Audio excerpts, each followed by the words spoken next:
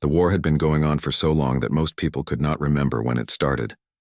The Velnari Empire and the Keth Coalition had been fighting each other for over 200 years. Entire planets had been destroyed. Billions of lives had been lost. Both sides had powerful weapons, fast ships, and advanced technology. But neither side could win. Nari stood on the bridge of her command ship and looked at the stars. She was a commander in the Velnari military. She had fought in this war for 20 years. She had seen friends die. She had seen planets burn. She was tired of it all. But today she had a different mission. Today she was not going to fight. Today she was going to get married. The idea seemed crazy to her. The Velnari government had decided to make peace with a new species called humans. These humans had just started traveling between stars. They were weak and primitive compared to the great powers of the galaxy. But their planet was in a good position between Velnari and Keth space. If the Velnari could make an alliance with the humans, they could use human territory to move their ships. This could give them an advantage in the war. The alliance needed to be strong. The Velnari leaders decided that a marriage would make it official. They needed someone from their military to marry a human representative. Nari was chosen for this duty. She did not want to do it. She thought humans were barely intelligent. They had no special abilities. They had no advanced evolution. They were just lucky to have discovered space travel. But Nari followed orders. She always followed orders. That was what good soldiers did. The human arrived on her ship 3 days before the wedding. His name was Teo. He was a simple engineer from Earth, the human homeworld. When Nari first saw him, she felt disappointed. He was short by Velnari standards. He had no wings, no extra arms, no natural armor. He looked soft and weak. His eyes were a strange brown color and his skin was pale. He smiled when he met her, showing his flat teeth. The Velnari had sharp teeth for tearing meat. They had tough skin that could resist small weapons. They were built for war. This human looked like he could barely survive a strong wind. Teo spoke in careful Velnari words. His accent was terrible, but he tried. He thanked Nari for accepting the marriage. He said he hoped they could build a good relationship between their peoples. He was polite and calm. Too calm, Nari thought. Did he not understand what was happening? Did he not realize he was marrying someone who thought he was little better than a pet? The wedding ceremony happened in the main hall of the ship. Representatives from both governments watched through video screens. The Velnari Council wanted to show the galaxy that they were making new alliances. The human government wanted to protect their people from being caught in the middle of the war. Everyone had their reasons. Nari wore her military uniform. Teo wore simple human clothes, all black with a white shirt. The ceremony was short. They spoke the words they were told to speak. They signed the documents. It was done. Nari was now married to a human. After the ceremony, Teo moved into Nari's quarters on the ship. The rooms were designed for a Velnari officer, not for 2 people. Everything was too big for Teo. The bed was too high. The chairs were too wide. He did not complain. He just adjusted. He found boxes to use as steps. He arranged cushions to make the chairs fit him better. He was quiet and practical. Nari mostly ignored him. She had a war to fight. She had duties to perform. She did not have time to babysit a primitive alien. She expected Teo to stay in their quarters and keep out of the way. She thought he would be scared of the military ship and its weapons. But Teo was not scared. And he did not stay in their quarters. On the 3rd day after the wedding, Teo asked Nari if he could visit the engineering section. Nari was surprised. Why would he want to go there? Did he even understand their technology? She almost said no, but then she thought it might keep him busy. She agreed and told her chief engineer Dasam to let the human look around. Dasam was not happy about it. She thought it was a waste of time, but she showed Teo the engine room anyway. She explained how the power systems worked, speaking slowly like she was talking to a child. She expected him to be confused. Instead, Teo asked questions. Good questions. He wanted to know about the energy distribution network. He asked about heat management. He asked about the backup systems. His questions showed that he understood the basics. Dasam was surprised but still thought he was just a curious amateur. Then Teo pointed at a specific junction box. He asked if they had been having problems with power fluctuations in the lower decks. Dasam stopped walking. Yes, they had been having that exact problem for 3 months. How did he know? Teo explained that the way the power lines were arranged created a feedback loop. He drew a simple diagram on a data pad. He showed how moving one connection point would solve the problem. The fix would take less than an hour and would not require any new parts. Daesum looked at the diagram. She ran the numbers. The human was right. It was so obvious now that she saw it. Why had none of her engineers noticed this? She felt embarrassed and impressed at the same time. She made the change that same day. The power fluctuations stopped immediately. The lower decks ran more efficiently than they had in months. Daesum reported this to Nari. Nari did not know what to think. Maybe the human had just gotten lucky. Maybe it was a simple problem that anyone could have spotted. She told herself not to read too much into it. But over the next 2 weeks, more strange things happened. Teo fixed a broken scanner that had been scheduled for replacement. He suggested a new formation for the fighter squadrons that improved their response time by 12%. He learned to speak Velnari fluently in just 10 days. The crew started to notice. Some of them began asking Teo for advice on technical problems. He was always polite and helpful. He never acted superior or proud. He just solved problems quietly and then moved on to the next thing. Nari watched all of this with growing unease. She had been told that humans were primitive. She had seen their technology reports. Their ships were slower than Velnari ships. Their weapons were weaker. Their computers were less advanced. Everything about them suggested they were far behind the major powers. So why was Teo so capable? Why did he understand their systems so quickly? Why was he never surprised or confused by anything on the ship? One night, Nari asked him directly. They were alone in their quarters. She had just returned from a long day of training exercises. Teo was reading something on a data pad. How do you do it? Nari asked. How do you understand our technology so easily? Your people are supposed to be centuries behind us. Teo looked up.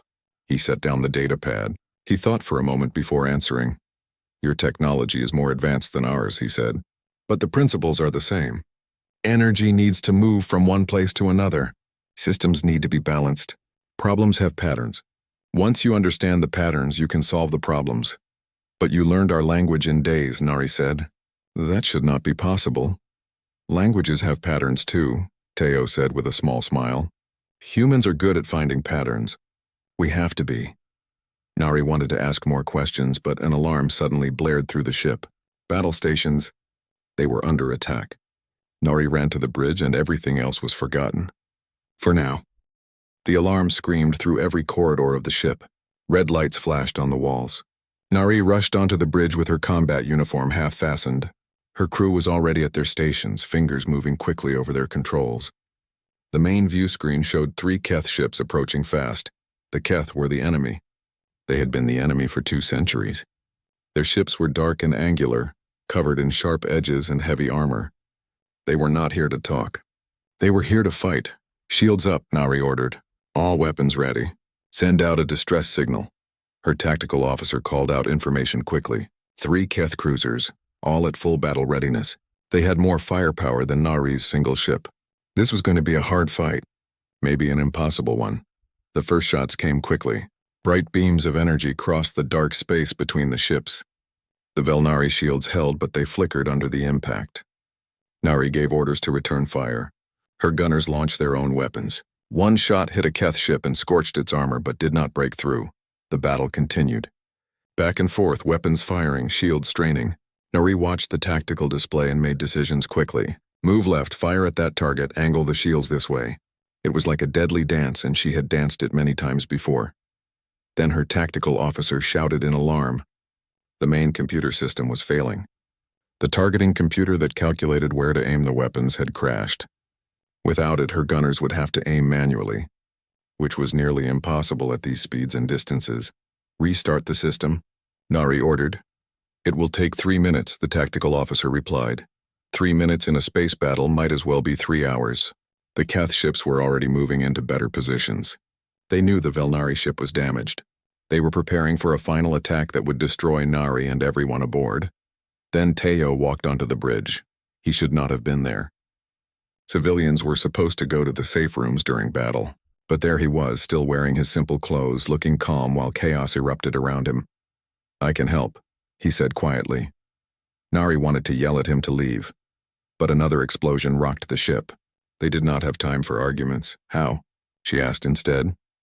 Let me call out the firing solutions, Teo said. I can do the calculations.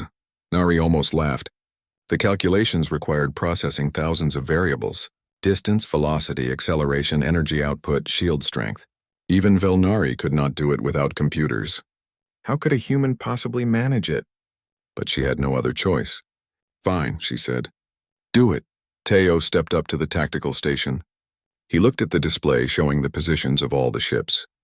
He watched for just a few seconds. Then he started speaking. Target the left ship. Aim point is mark 732 by 418. Fire in 4 seconds. 3, 2, 1, fire. The gunner, confused but following orders, fired at those exact coordinates. The shot flew across space and hit the Keth ship directly on a weak point in its shield. The beam punched through and damaged the ship's engine. The Keth vessel began to drift, losing power. The bridge crew stared. That shot should have been impossible without computer assistance. Teo did not pause. Second target, the ship on the right. Mark 890 by 663.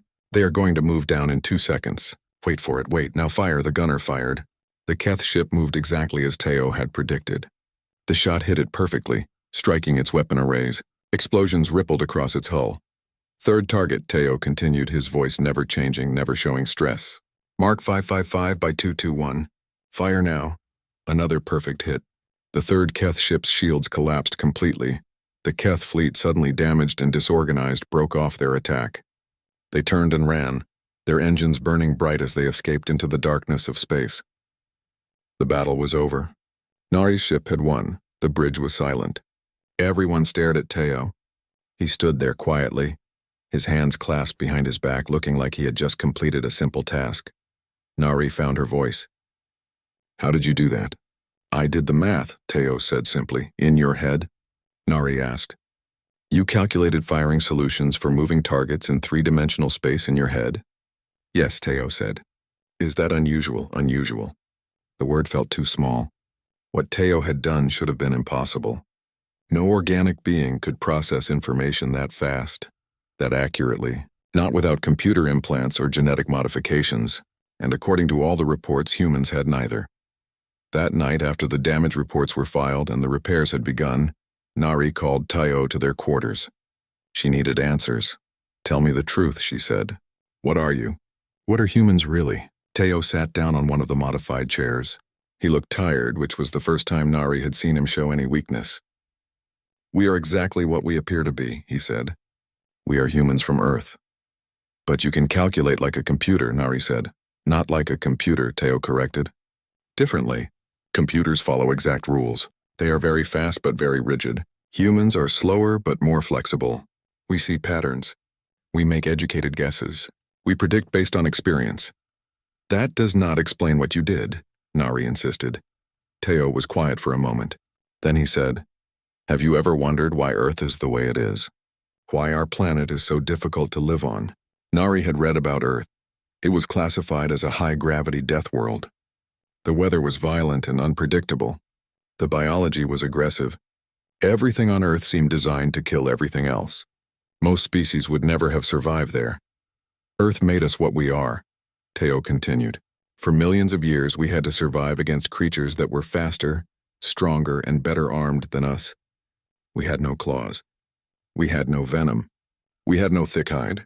All we had was our minds, so our minds became our weapon. We learned to predict where prey would run. We learned to track animals for days until they collapsed from exhaustion. We learned to see patterns in everything because that was the only way to stay alive. So you are saying all humans can do what you did today? Nari asked. With training, yes, Teo said. Some better than others, like any ability. But it is not special. It is just what we are. Nari sat down heavily. She thought about the implications. If Teo was average for a human, what could their best do? What could a human military force accomplish if every soldier could think like a tactical computer? Why did your people not tell us this? She asked. Why let everyone think you were primitive? Teo met her eyes. Because if we had told the truth, both your empire and the Keth would have seen us as a threat. You would have tried to destroy us before we became strong. By seeming weak, we bought time. Time to learn about the galaxy. Time to understand the powers we would have to deal with. Time to prepare. You have been lying to us, Nari said. We have been surviving, Teo replied. Just like we always have. Nari did not know how to respond to that. She felt angry and foolish and strangely impressed. Humans had deceived the entire galaxy, and they had done it without firing a single shot. They had turned their greatest weakness into their greatest advantage. She was beginning to understand that marrying Teo had not been about gaining a weak ally. It had been about preventing a very dangerous enemy. Nari could not sleep that night. She lay in the darkness of her quarters, staring at the ceiling. Teo slept peacefully beside her, his breathing slow and steady. He looked so normal, so harmless. But Nari now knew better. In the morning, she went to the ship's library. She needed to learn more about humans and their world. The official report said very little. Earth was listed as a Class 7 death world. Humans were listed as a recently spacefaring species with basic technology. Nothing in the report suggested they were anything special. But Nari looked deeper. She found scientific studies about Earth's environment. She read about creatures called lions and bears and sharks. She read about diseases and storms and volcanoes. She read about how humans had not just survived on this deadly planet, but had conquered it. They had become the dominant species through nothing but their minds and their refusal to give up. One file caught her attention. It was a report from a Velnari science team that had visited Earth 5 years ago. They had studied human hunting behavior. The report described something called persistence hunting. Humans would chase an animal for hours, sometimes days, until the animal collapsed from exhaustion. The animal might be faster and stronger, but humans never stopped. They just kept coming. The scientist who wrote the report had added a note at the end. It said that humans were the only species in the known galaxy that hunted this way. Every other predator relied on speed or strength or poison. Humans relied on endurance and patience. The scientists called them the galaxy's first persistence predators with intelligence. Nari felt a chill. She thought about the war with the Keth. 200 years of fighting. Both sides had tried to win through superior firepower and tactics. Neither had succeeded. What would happen if humans applied their persistence hunting to warfare? What if they did not try to win quickly, but just kept applying pressure forever until their enemy collapsed? She was pulled from her thoughts by an urgent message from the bridge. Another situation. This time it was worse. A Keth fleet had trapped them in a nebula. Nebulas were clouds of gas and dust in space. They were beautiful but dangerous. The thick particles interfered with sensors and communications. Nari's ship was effectively blind. They could not see the enemy ships, but they knew they were out there, surrounding them. Nari stood on the bridge and looked at the useless sensor display. It showed nothing but static and random noise. Her weapons officer could not lock onto targets they could not see. Her pilot could not maneuver safely without knowing where the obstacles were. They were trapped. Options? Nari asked her crew. We could try to run, her pilot suggested. Choose a direction and go at full speed. We might run straight into a Keth ship, the tactical officer pointed out, or into a dense patch of the nebula that would tear us apart. We could wait for rescue, someone else offered. The distress signal cannot get through the nebula, communications reported. No one knows we are here. Nari felt the weight of command. Every option was bad. Every choice could lead to the death of her crew. She was about to order them to make a run for it when Teo spoke from the back of the bridge. I know where they are, he said quietly. Everyone turned to look at him. Nari felt hope and fear at the same time. How? She asked. Teo walked to the sensor station. He studied the static on the screen. There, he said, pointing to a specific area. There is a Keth ship 7,000 meters to our left. Another one is above us at about 10,000 meters. A third is behind us and to the right. The sensors show nothing. The sensor operator protested. I am not using the sensors, Teo said. Then how do you know? Nari demanded. Teo struggled to explain. I can feel the vibrations in the ship's hull. When the Keth ships move, they disturb the nebula. The disturbance creates pressure waves. Those waves hit our ship and make very small vibrations. I can feel where they are coming from. You can feel vibrations that our instruments cannot detect? Nari asked. Yes, Teo said. Also, the radiation from their engines creates a specific pattern in the background radiation of the nebula. I can see the pattern in the sensor noise, and the way the silence feels is different depending on where mass is located. It is like feeling shapes in the dark. Nari looked at her crew. They were all staring at Teo like he was speaking a foreign language. What he described should not be possible. No being could sense such tiny differences in vibration and radiation. No brain could process random noise and find meaningful patterns in it. But Nari had learned not to doubt Teo. "Can you guide us out of here?" she asked. "Yes," Teo said, "but we will need to fight our way out. We cannot avoid all of them." Nari made her decision. "Everyone listen to Teo. Do exactly what he says. Pilot, follow his directions. Weapons fire when he tells you to fire." "Understood." The crew responded with sharp acknowledgments. They were professionals. They might not understand how Teo could do what he did, but they trusted their commander. Teo began giving instructions. "Pilot, turn 15 degrees to the right. Forward thrust at half speed. Hold this course for 20 seconds. The pilot obeyed. The ship moved through the nebula blindly, but Teo seemed completely confident. "Weapons, prepare to fire to the left," Teo continued. "Target will appear at Mark 528 by 390 in 5 seconds. 4, 3, 2, 1, fire now." The weapons fired into what looked like empty space. Then suddenly a Keth ship materialized as it moved out of a thick patch of nebula. The shots hit it perfectly. Its shields flared and failed. "Hard turn up," Teo ordered. "Maximum thrust, now." The ship lurched as the pilot obeyed. A moment later, another Keth ship appeared exactly where they had just been. If they had stayed there, they would have collided. For 10 minutes, Teo guided them through the nebula. He predicted every enemy position. He saw every danger before it appeared. He navigated impossible paths through the gas clouds like he had a map only he could read. The crew worked in silent awe, following his instructions without question. Finally, they broke free of the nebula. Clear space opened up before them. Behind them, the Keth ships were still trapped in the clouds, confused and damaged. Nari's ship had escaped with only minor damage. The bridge erupted in cheers. The crew celebrated their impossible survival. But Nari just stared at Teo. He stood quietly to the side, looking tired but satisfied. Later that night, Nari confronted him again in their quarters. "What else can you do?" she asked. "What other abilities do humans have that you have not told me about?" Teo sat down and rubbed his eyes. He looked genuinely exhausted now. "We can adapt," he said. "We can endure. We can learn. We can survive in environments that would kill most species. We can go without food and water longer than we should be able to. We can keep fighting with injuries that would stop others. We heal faster than expected. We refuse to give up even when giving up makes sense." "Why?" Nari asked. "Why are you like this?" "Because Earth gave us no choice," Teo replied. "We evolved on a planet that was trying to kill us every single day. The humans who could not adapt died. The humans who gave up died.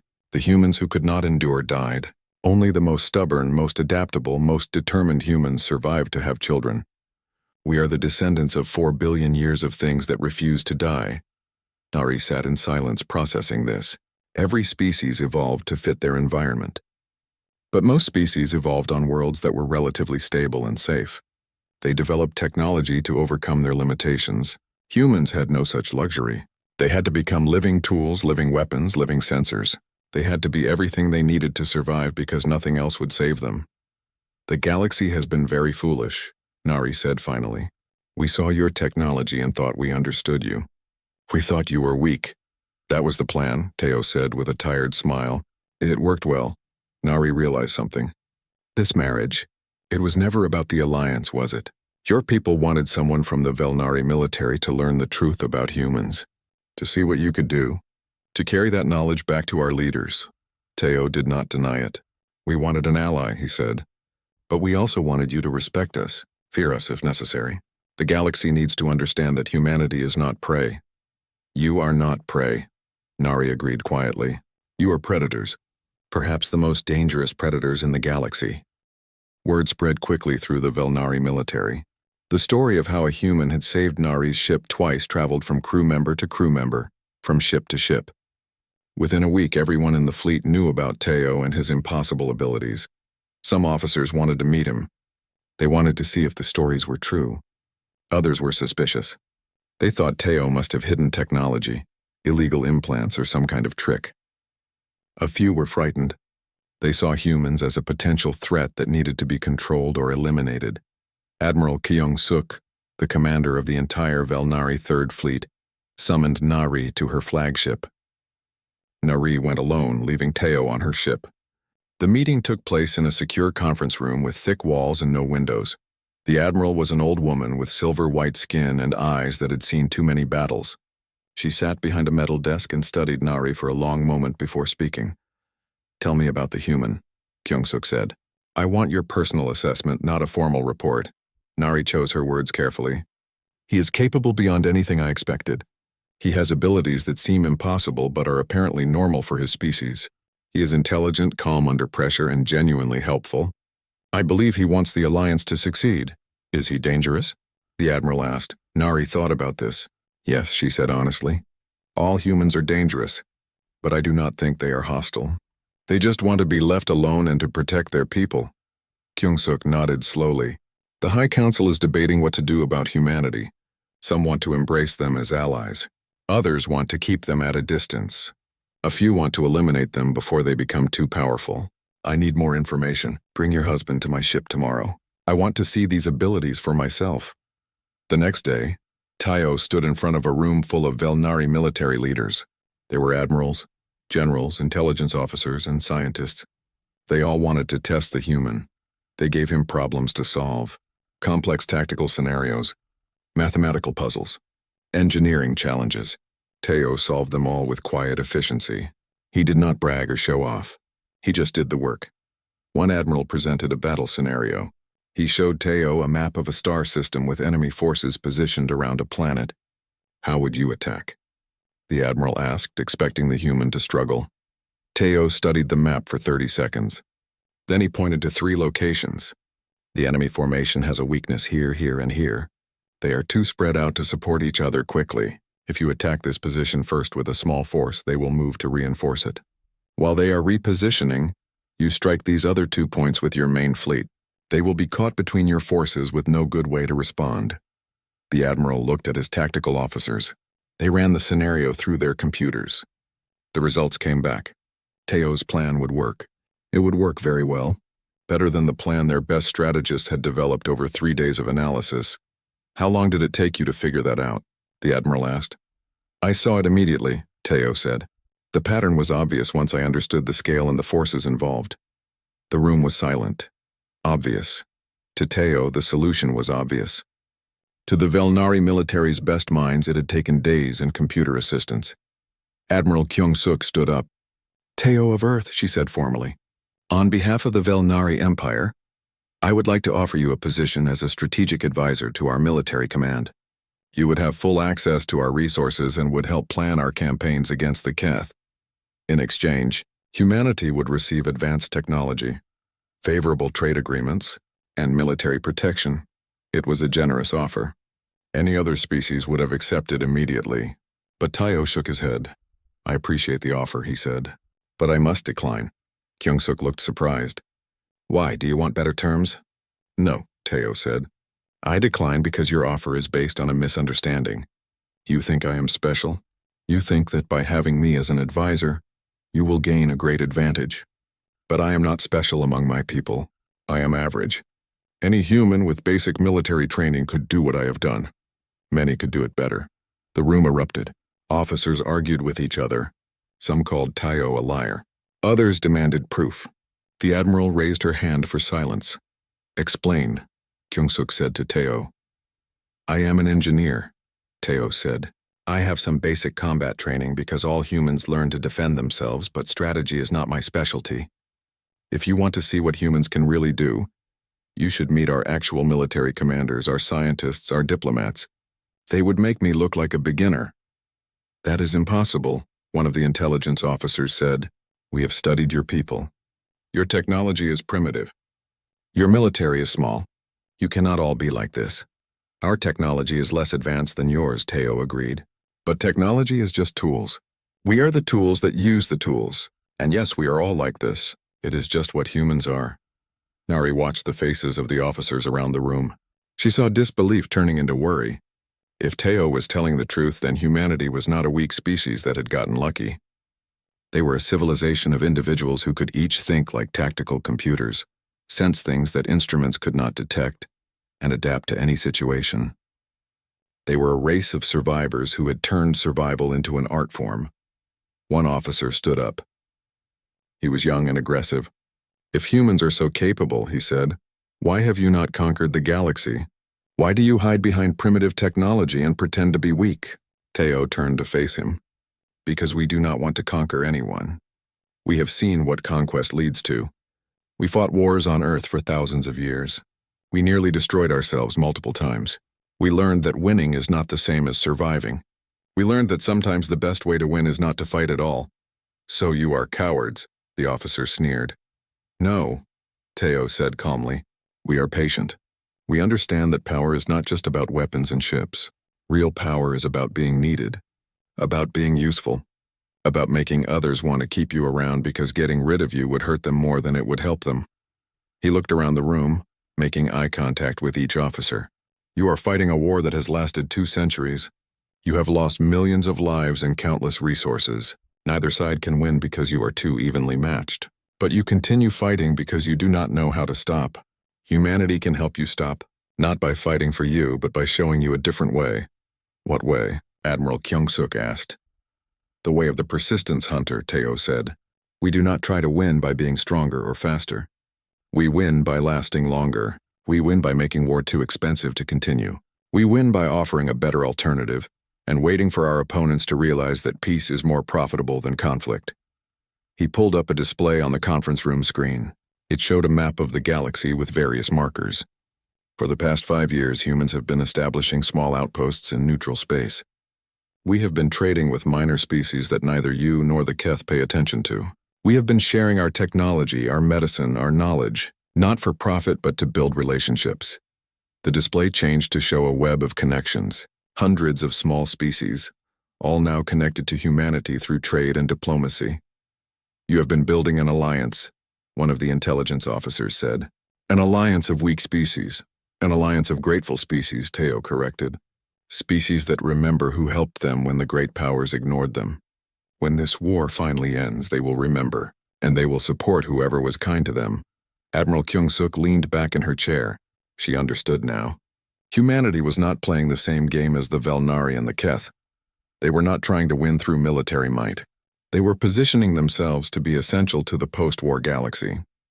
They were making themselves impossible to ignore and dangerous to oppose. You are very clever, the Admiral said. And very frightening. We are very experienced, Teo replied.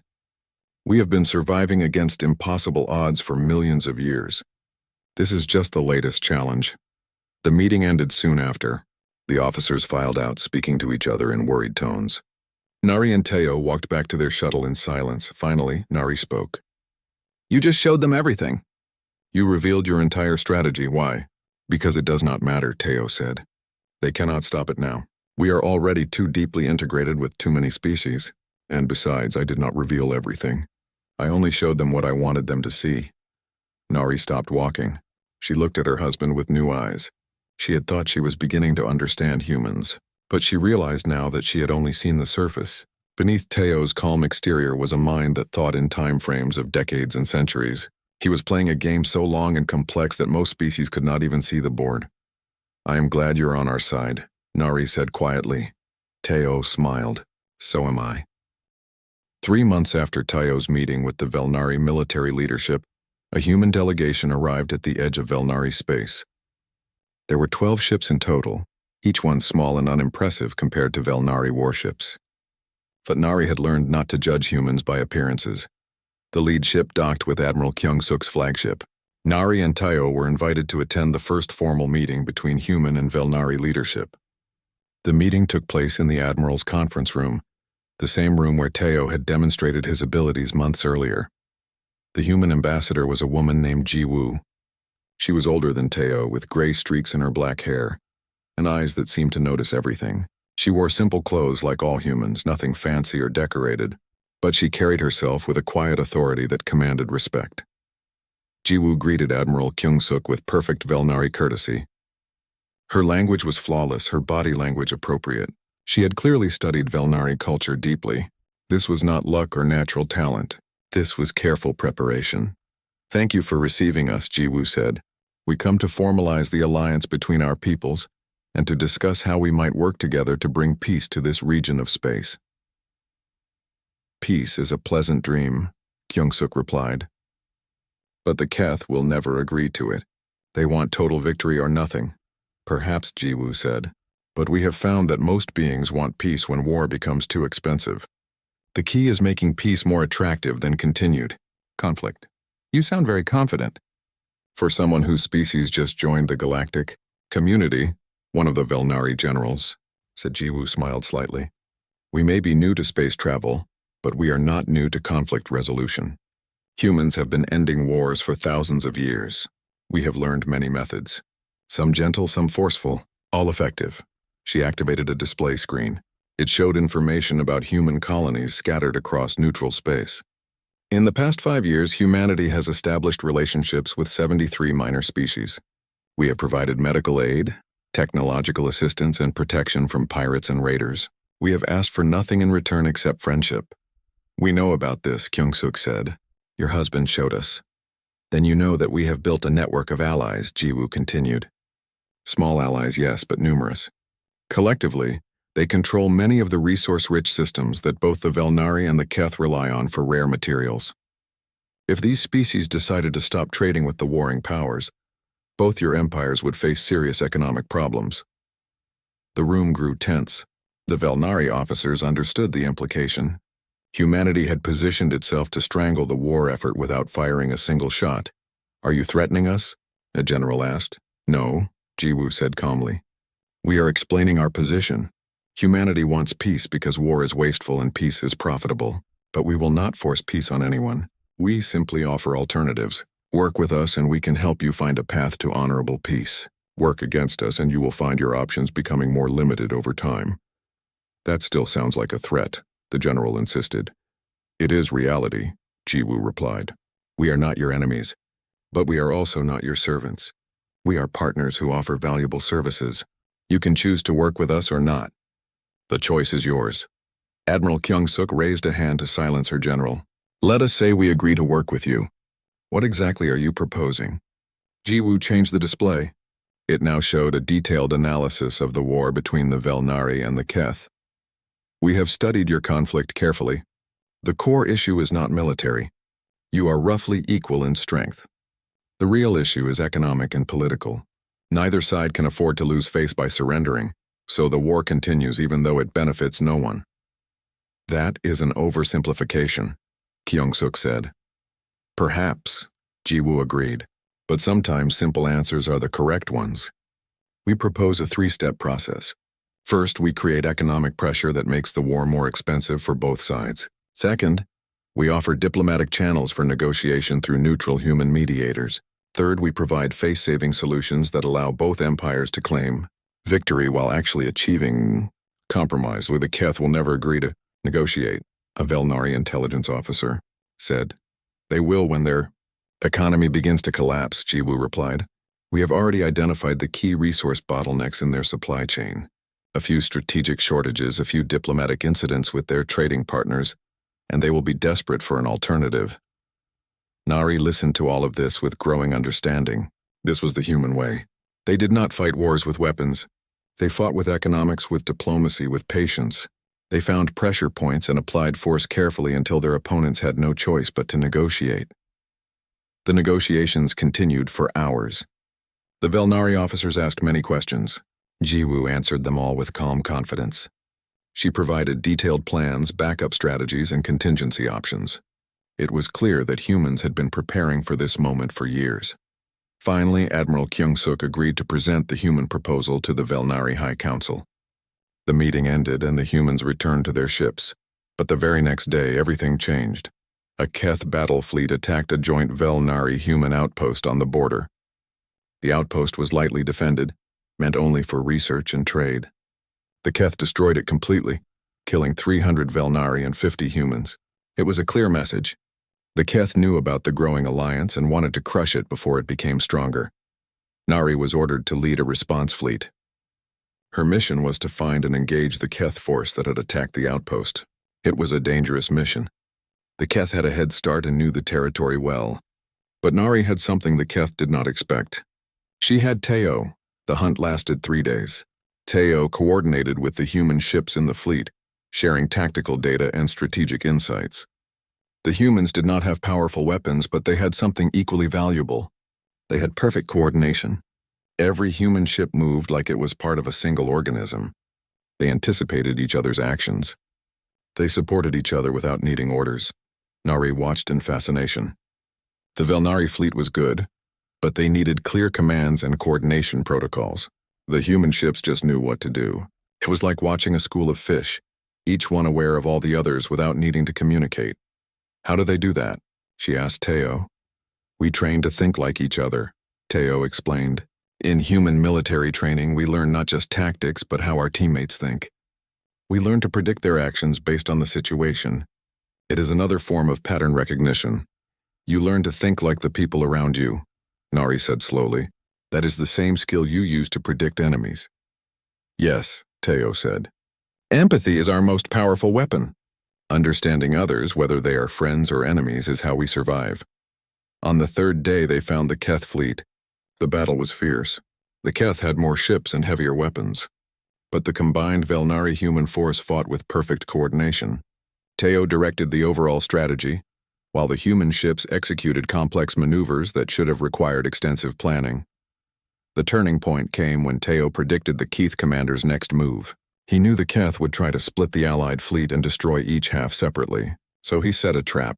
He made it look like the fleet was splitting by accident, creating an opening that seemed too good to resist. The Keth commander took the bait. The Keth fleet charged into the gap, expecting an easy victory. Instead, they found themselves surrounded. The Velnari and human ships had not actually separated. They had created an illusion using careful positioning and sensor tricks. The trap closed. The Keith fleet was caught in a crossfire with no way to escape.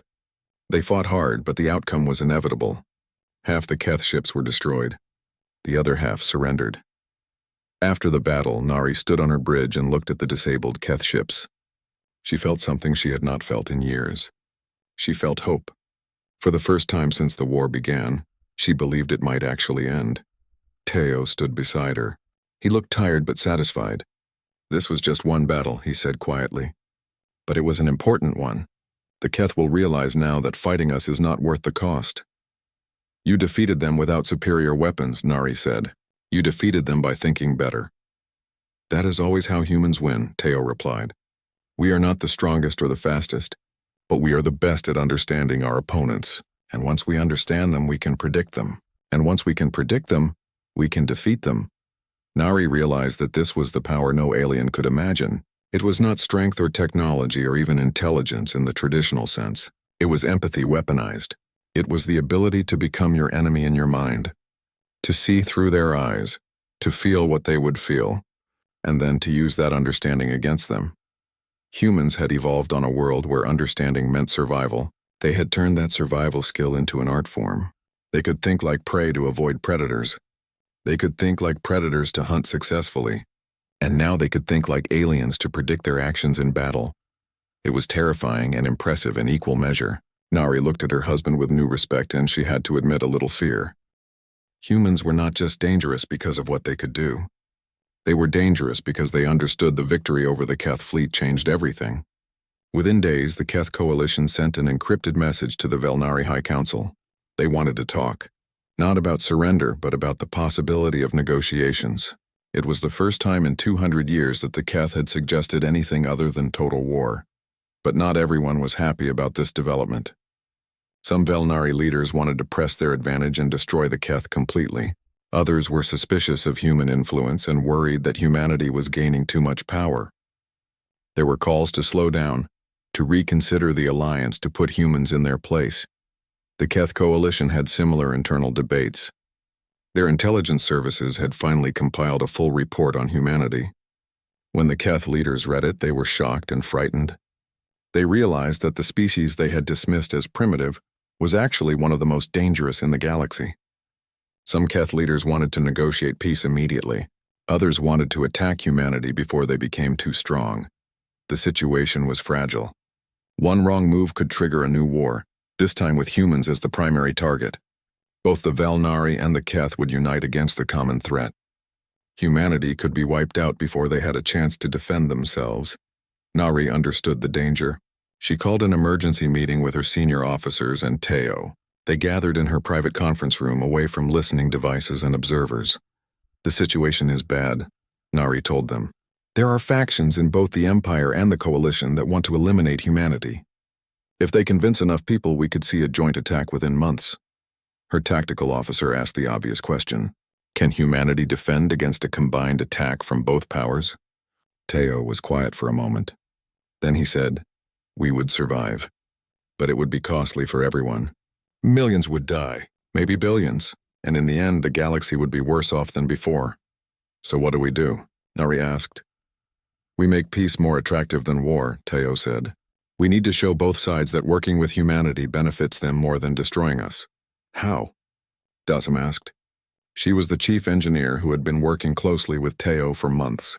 She had grown to respect humans but still did not understand them completely. We use our network, Teo explained. All those minor species we have been helping, they are about to become very important. If they all simultaneously announce that they will stop trading with any power that attacks humanity, both the Empire and the Coalition will face economic collapse. Neither can afford that. That is economic blackmail, one of Nari's officers said. It is survival, Teo corrected, and it gives everyone a reason to choose peace. The Empire and Coalition can blame external factors for ending the war. They can say they are protecting their economies, not admitting defeat. It saves face for everyone. Nari saw the wisdom in this approach, but she also saw the risk. If this fails, if the other powers decide to attack anyway, humanity will be exposed and vulnerable. Yes, Teo agreed. But doing nothing is also a choice. And right now, doing nothing means war is inevitable. At least this way, we have a chance for peace. Nari made her decision. I will support you. I will go to the High Council and argue for the alliance. But you need to make this work. If the economic pressure fails, I cannot protect you. I understand, Teo said. Thank you for trusting us. The next week was the most tense Nari had ever experienced. Teo and the other human representatives worked around the clock, coordinating with their network of allied species. Simultaneously, Nari traveled to the Velnari capital to make her case before the High Council. The council chamber was a massive room with high ceilings and ancient walls. 27 council members sat in a semicircle, looking down at Nari as she stood in the center. She had prepared her speech carefully, but she knew words alone might not be enough. Honored Council, she began, I have spent the last 6 months working closely with humans. I have seen what they can do. I have fought beside them. And I am here to tell you that humanity is not our enemy. They are our best hope for ending this war. One council member interrupted her. They are dangerous. They have abilities we do not understand. How can we trust them? They are dangerous, Nari agreed. But they are dangerous to our enemies, not to us. Humans do not want to conquer. They want to survive and prosper. They have shown this through their actions. They help species that cannot help them in return. They share knowledge freely. They build relationships instead of armies. Another council member spoke. But if we let them grow stronger, they will eventually dominate the galaxy. We will become subordinate to them. Nari took a breath. This was the heart of the matter. Humans have already grown strong. They have been positioning themselves for years while we were distracted by war. But their strength is not military. It is economic and diplomatic. They have made themselves necessary. Attacking them now would hurt us more than it would hurt them. She activated a display showing the network of human alliances. 73 minor species now depend on humanity for trade, medicine, and protection. If we attack humans, all 73 will cut ties with us. Our economy will collapse. We will lose access to rare resources we need for everything from ship construction to food production. So we are trapped, a council member said bitterly. We must accept human dominance or face economic ruin. No, Nari said firmly. We are offered partnership. Humans do not want to rule us. They want to work with us. They have technology we lack. We have technology they lack. Together we can build something better than either of us could build alone. And together we can finally end this war with the Keth. The debate continued for hours. Some council members agreed with Nari. Others remained suspicious. But slowly the balance shifted. The economic arguments were too strong to ignore. The practical reality was clear. Humanity had positioned itself perfectly. Fighting them would be devastating. Working with them offered benefits. Finally, the vote came. 17 council members voted to maintain the alliance with humanity. 10 voted against. The alliance would continue. Nari felt relief wash over her. But she knew the fight was only half over. The Keth coalition was having similar debates. If they chose war, the Velnari alliance with humanity would mean nothing. 2 days later, the Keth made their decision. They agreed to peace negotiations, not because they wanted peace, but because they could not afford war. The same economic pressures that influenced the Velnari influenced the Keth. Neither side could fight effectively while their economies were being quietly strangled by lack of resources. The peace talks were scheduled to begin in 1 month. The location was chosen carefully, a neutral space station on the edge of human territory. Humanity would serve as mediators with representatives from both the Velnari Empire and the Keth coalition. Nari returned to her ship exhausted but hopeful. Teo was waiting for her in their quarters. He smiled when he saw her. "You did it," he said. "We did it," Nari corrected. "But the hard part comes next. Making peace is harder than making war." "I know," Teo said. "But humans are good at making peace. We have had a lot of practice." Nari sat down beside him. They sat in comfortable silence for a while. Then she asked the question that had been bothering her. "Did you plan all of this from the beginning? The marriage, the alliance, the economic network? Was it all part of a long strategy?"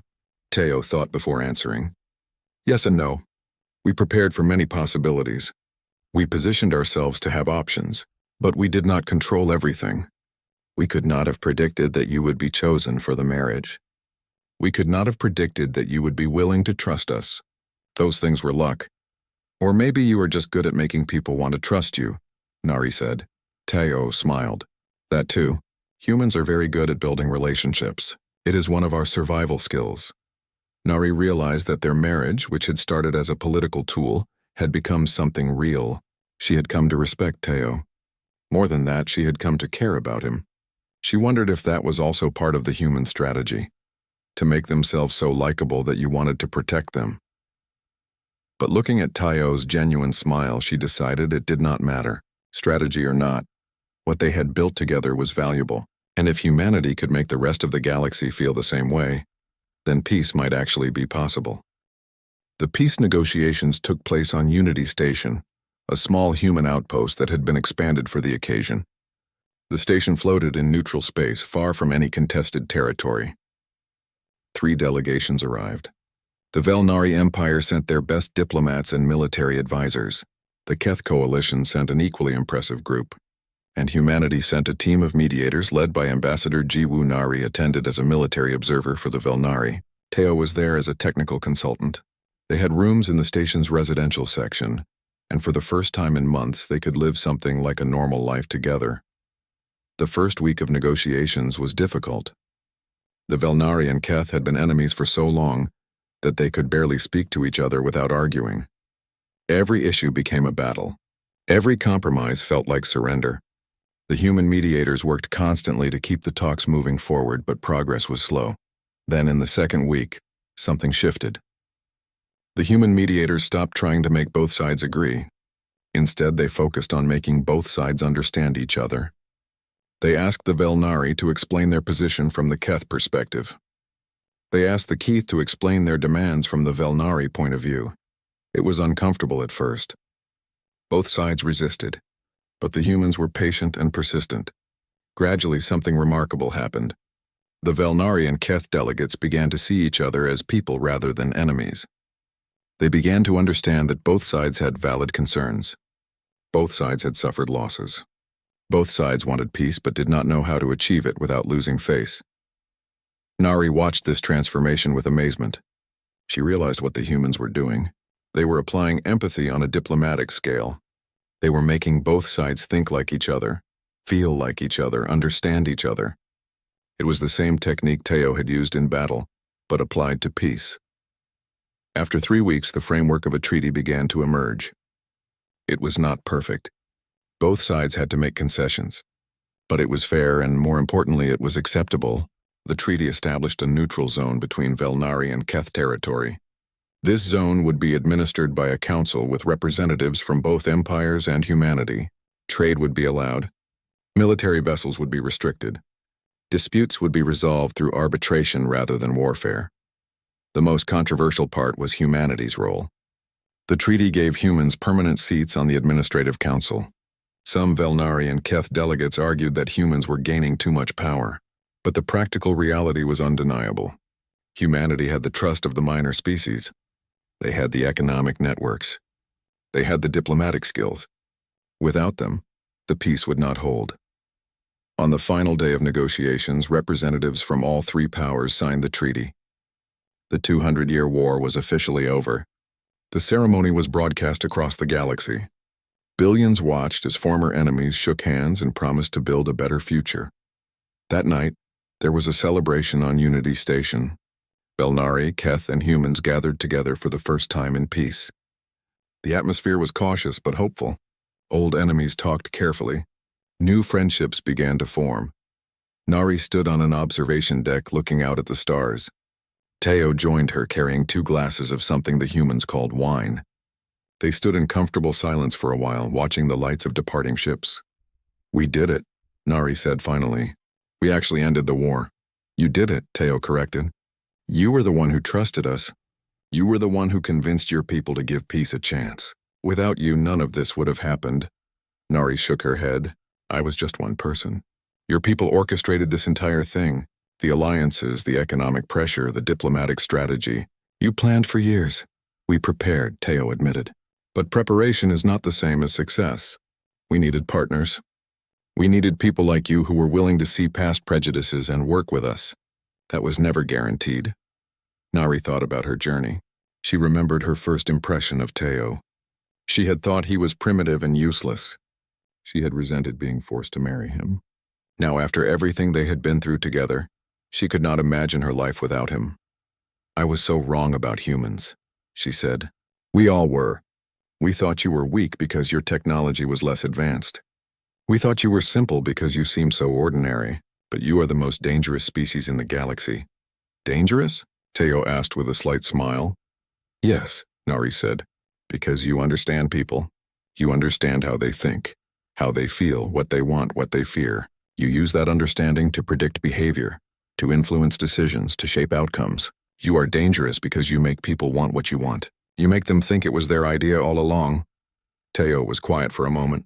Then he said, "That is what it means to survive when you are not the strongest. We learned long ago that the best victories are the ones where nobody feels like they lost. The best power is the kind that people give you willingly." "What happens now?" Nari asked. "Now that the war is over, what will humanity do?" "We will keep doing what we have always done," Teo replied. "We will help those who need help. We will build relationships. We will make ourselves useful. We will survive and prosper. And if we are very lucky, we will make the galaxy a little bit better than we found it." Nari looked at him. "You really mean that, do not you? You genuinely want to help?" "Of course," Teo said. "Helping others is not just morally right. It is strategically smart. The more people we help, the more allies we have. The more allies we have, the safer we are. But beyond strategy, humans learned something important in our history. We learned that we survive better together than alone. That is true for individuals, for nations, and for species." Nari understood. This was the power no alien could imagine, not strength or intelligence or technology. It was the ability to see connection where others saw competition, to see opportunity where others saw threat, to see partnership where others saw dominance. Humans had evolved on a deadly world where cooperation meant survival. They had learned to work together, to understand each other, to support each other. And now they were applying those same skills on a galactic scale. They were not conquering the galaxy. They were weaving themselves into its fabric so thoroughly that removing them would unravel everything. "What about us?" Nari asked. "What happens to you and me?" Teo took her hand. "That depends on what you want. Our marriage started as a political arrangement, but it does not have to stay that way. We can make it whatever we choose." Nari squeezed his hand. "I choose partnership. Real partnership, not just political." Teo smiled. "I choose that too." They stood together looking at the stars. The galaxy was changing. The old empires were learning to share power. Minor species were gaining voices. Trade routes were opening. Cultural exchanges were beginning. It was messy and imperfect and beautiful. And at the center of it all were humans, not ruling, not dominating, but connecting. They were the thread that held the tapestry together. They were the glue that made cooperation possible. They had achieved what no military force could achieve. They had made themselves indispensable. Years later, Nari would look back on this moment as the turning point. Not just for the galaxy, but for her personally. She had started as a soldier, who thought strength came from weapons and ships. She had learned that real strength came from understanding and connection. The marriage that was supposed to be a formality had become the foundation of a new era. One where different species could work together despite their differences. One where conflict could be resolved through understanding rather than violence. One where peace was not just a dream, but a practical reality. And it all started because one species refused to be defined by their weaknesses. Instead, they turned those weaknesses into strengths. They transformed vulnerability into empathy. They weaponized understanding. They made patience into power. Humanity had survived Earth by learning to adapt, to endure, to understand. Now they were teaching the galaxy those same lessons, not through force but through example, not through conquest but through cooperation. Nari leaned against Teo's shoulder. "Tell me honestly," she said. "Did your people know this would work? Were you confident you could end the war?"